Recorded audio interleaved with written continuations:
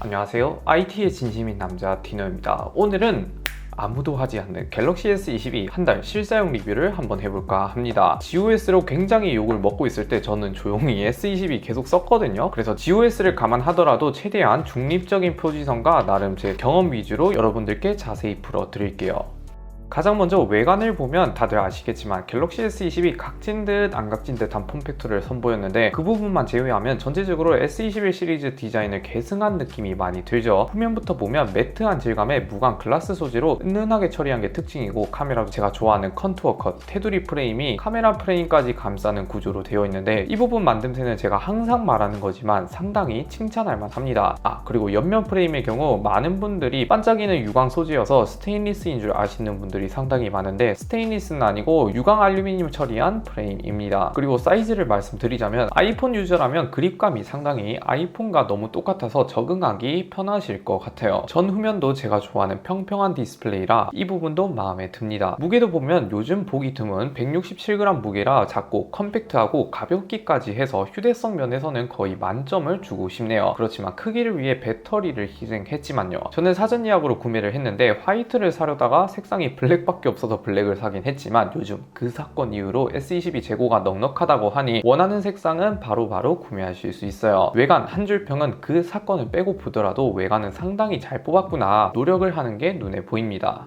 이제 화면을 켜서 디스플레이를 볼 때 제가 딱 좋아하는 6.1인치의 한 손으로 한눈에 다 보이는 크기, 저는 이게 가장 마음에 들더라고요. 물론 화면은 거거익선일수록 좋긴 한데 갤럭시 S22 울트라도 제가 써봤지만 저는 작은 크기를 선호하긴 한데, 미니만큼은 좀 아니더라도 6.1인치 정도 되는 아이폰 13 정도 크기의 사이즈가 저한테 가장 잘 맞더라고요. 이건 개개인의 취향마다 다르니 넘어가고, 디스플레이 스펙 간단하게 말씀드리자면 6.7인치 120Hz가 지원이 되는 FHD 플러스급 해상도를 탑재했으며 최대 1300니트 화면 밝기를 자랑합니다. 그리고 많은 분들이 잘 모르실 만한 정보, S22 울트라 패널에만 LTPO 패널이 들어갔고 일반 모델에는 한 단계 낮은 LTPS 패널이 들어갔습니다. 아무튼 S22 시리즈 중에서 디스플레이 스펙상 극나누기가 좀 있죠. 최대 화면 밝기가 S22 플러스부터는 1750니트인 거에 비해 스펙상 차이가 있긴 하지만, 제가 볼 때 S22 울트라를 써본 입장에서 실사용하면서 야외 시인성에서는 차이가 있긴 한데, 애초에 디스플레이가 아이폰 13 프로급에 들어가는 패널이다 보니 패널 자체가 매우 좋은 게 들어가서 크게 불편한 건 없습니다. 그리고 제가 그렇게 큰 스마트폰을 잘 안 쓰는 이유가, 지하철 같은 데서 쓰면 화면이 크다 보니 뭔가 주변 사람이랑 내 화면을 같이 공유하는 느낌도 있고, 서서 스마트폰을 볼 때 한 손으로 쓰기 편한 건 아무래도 적당하거나 작은 크기가 좋잖아요. 그런 이유에서 제 생활 패턴에서는 이게 가장 좋게 쓸 수 있었어요.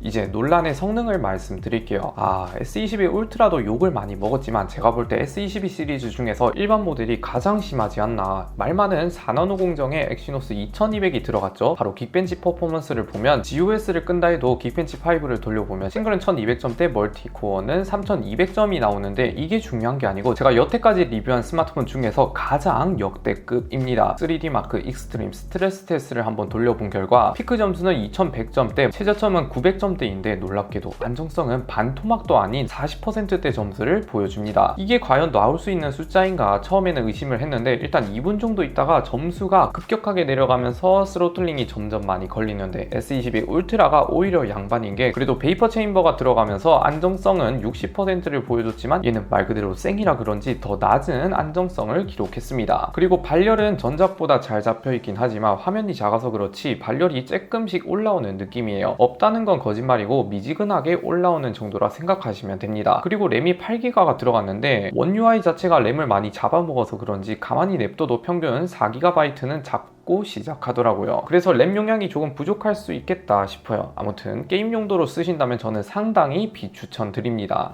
카메라도 보면 제가 한 달 동안 열심히 사진을 찍으러 다녔는데 카메라 스펙은 S22 플러스와 동일합니다. 그리고 렌즈 자체가 전작보다 많이 커졌기에 이미지 센서라든지 OIS 범위가 전작보다 커졌기도 해서 그런 것 같네요. 50메가픽셀의 f1.8값의 메인 렌즈와 10메가픽셀의 f2.4값의 3배 망원, 12메가픽셀의 f2.2값의 초광각 트리플 렌즈로 구성이 구성이 되어 있는데 카메라 자체는 크게 특별한 건 없고 무난한 글로벌 스탠다드 조합이라 생각하시면 됩니다. 먼저 주간 메인 렌즈부터 볼까요? 해외 리뷰어들도 그렇고 카메라에 대해 칭찬도 있고 불만도 있고 하더라고요. 일단 불만인 점은 기존 S21 시리즈 때는 64메가픽셀 센서에서 픽셀 비닝을 해서 보여줬다면 이번에는 50메가픽셀을 4배로 묶어서 사진 해상도는 정확히 12.5메가픽셀로 나오는 게 일반적인데 실제 해상도 사이즈는 12메가픽셀로 저장이 되더라고요. 아직까지 정확하게 밝혀진 원인은 없지만 이것 때문인지는 몰라도 메인 카메라가 복잡한 물체를 찍으면 요즘 메인 카메라에서 보기 힘든 노이즈기도 살짝 돌고 디테일을 과도하게 살리려는 경향이 있긴 합니다. 특히 벚꽃 사진을 찍어보면 노이즈나 번짐 현상이 살짝 있어요. 아직 초기라 그런지 모르겠지만 추후 소프트웨어 업데이트로 개선이 될 것 같기도 하네요. 세배 망원은 오히려 망원보다 낫습니다. 전체적인 색감은 메인과 비슷하긴 한데 플래그십의 기본인 선명하고 세부 디테일 보존 또한 매우 준수한 편이고 메인캠에 비해 샤프한 느낌이 덜 적용된 느낌이 있어요. 망원을 활용하면 멋진 풍경 사진이나 건물 사진 같은 거 많이 건질 수 있기에 사진 찍는 거 좋아하시는 분들은 좋아하실 것 같아요. 저도 메인보다는 3배 줌을 더 활용하는 편입니다. 초광각도 볼 때 0.5배 줌이 아닌 0.6배 줌을 보여주는데 뷰파인더에서 볼 때 아이폰 사용자라면 당황하실 수도 있어요. 갤럭시 뷰파인더에서는 양쪽 모서리에 왜곡 보정을 해서 보여주지 않기 때문에 어안렌즈 효과처럼 왜곡되게 보이지만 실제로 사진 결과에서는 메인캠처럼 양쪽 끝이 조금 잘려나가긴 한데 사진을 찍고 나면 왜곡 교정을 해줘서 보여주기 때문에 평평하게 보입니다. 사진 품질을 볼 때 전작 S21 초광각을 그대로 계승했기 때문에 복잡한 물체가 살짝 번지는 느낌만 빼면 상당히 준수하고 색감이나 디테일도 어느 정도 괜찮은 수준을 보여줬습니다. 야간도 바로 보면 삼성이 신경을 많이 썼는지 나이트 포토그래피라는 이름이나 슈퍼 클리어 렌즈를 적용해서 흔히 고스트 현상을 급격하게 줄였다 하더라고요. 고스트 현상 옆 동네에서는 거의 일상이나 다름없지만 이 점은 칭찬할 만하고요. 그런데 나이트 포토그래피라는 이름을 붙일 정도로 매우 훌륭하냐?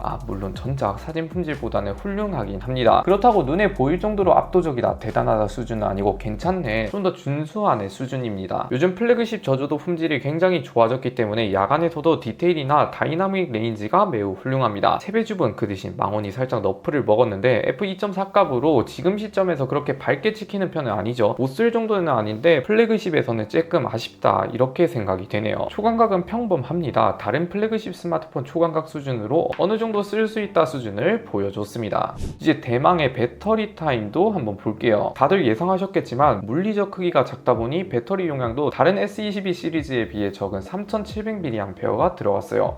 잘 모르시는 분들은 아이폰 13 프로급 배터리인데 이게 왜 부족하지 할 수 있는데 물리적 배터리가 많다고 해서 배터리 타임도 올라가거나 하지 않습니다. 최적화가 가장 크게 반영을 하다 보니 SNS나 웹서핑하는 패턴으로 쓰면 100% 기준 평균 5시간 정도를 사용할 수 있어요. 배터리 타임이 아무래도 다른 플래그십에 비해 다소 짧고 아이폰 13 미니보다 적게 가는 편입니다. 그래서 자주 충전해야 하는 불편함이 있고 충전 출력도 최대 25W를 지원하는데 의외로 충전 속도는 매우 마음에 듭니다. 25W 삼성 정품 충전기 기준 30분 충전에 63%, 완충에는 무려 1시간 만에 충전이 되는 기염을 토해냈는데 45W 충전을 지원하는 S22 울트라랑 동급이라 보시면 됩니다. 마지막으로 내장 스피커를 볼 때 스피커 음질은 본론부터 말씀드리자면 전작 S21과 매우 비슷한 음질을 보여주는 것 같아요. 커뮤니티를 보면 안 좋다, 못 듣겠다라는 평이 좀 있던데 객관적으로 볼 때는 나쁜 편은 아니긴 하지만 아무래도 아이폰과 비교하게 되면 저음이라든지 베이스가 부족하다는 느낌을 많이 받더라고요. 그래도 안 좋은 편은 아니고 어느 정도 평범한 수준이다라고 말씀드릴게요.